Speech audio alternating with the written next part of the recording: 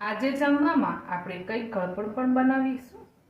તો કઢાઈમાં આપણે ઘી લેશું 2 ચમચી જેટલું।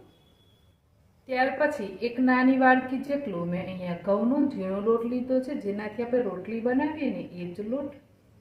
તો ઘીની અંદર આપણે લોટને એડ કરી દેવાનું।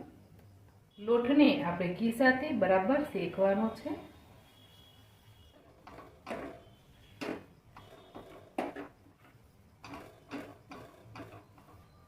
શીરો બનાવવા માટે તમે લોટને જેટલો પણ ધીમા ગેસ ઉપર શેકશો ને એટલો શીરો ખાવામાં વધારે સારો લાગશે। લોટ શેકાય છે ને ત્યાં સુધીમાં આપણે પાણી ગરમ કરવા માટે મૂકી દઈએ।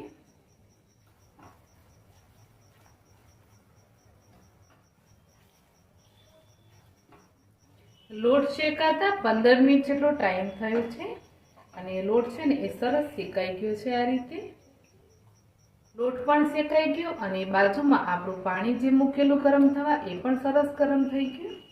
તો હવે આપણે શું કરીશું, એક હાથથી આ રીતે એને ચલાવતા રહેશું અને થોડું થોડું કરીને પાણી એડ કરવાનું।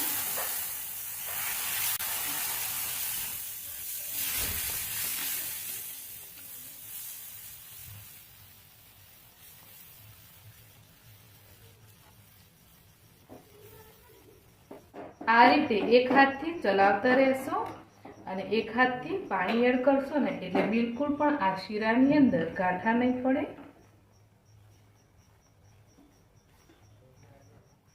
પાણી એડ કર્યા પછી પણ આપણે એને આ રીતે ચલાવતા જ રહેવાનું છે અને જ્યાં સુધી ઘી છૂટું નહીં પડે ને ત્યાં સુધી આ પ્રોસેસ કરવાની। અહીંયા જુઓ તો જુઓ આપણો જે શીરો છે ને એ બિલકુલ પણ નીચે ચોંટતો નથી અને સરસ એ સિલ્કી બની ગયો છે। તો હવે આપણે એની અંદર ગળપણ એડ કરીશું। ગળપણ માટે મેં અહીંયા લીધો છે ગોળનો પાવડર। તો જેટલો લોટ હતો એનાથી આપણે અડધો ગોળનો પાવડર લીધો છે। તમે ખાંડ કે સાકર નાખવા માંગતા હોય તો પણ નાખી શકો। હવે ગોળનો પાવડર એડ કરી અને મિક્સ કરી લઈએ બરાબર।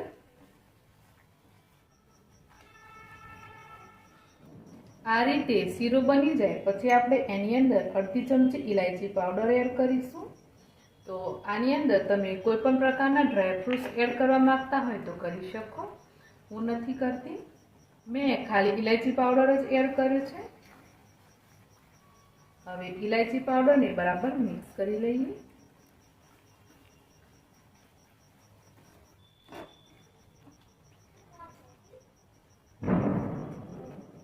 અહીંયા આપણો એકદમ સિલ્કી અને મખમલી આ રીતે શીરો બનીને તૈયાર છે। ફ્લેમને હવે બંધ કરી દેશું અને શીરો પણ બની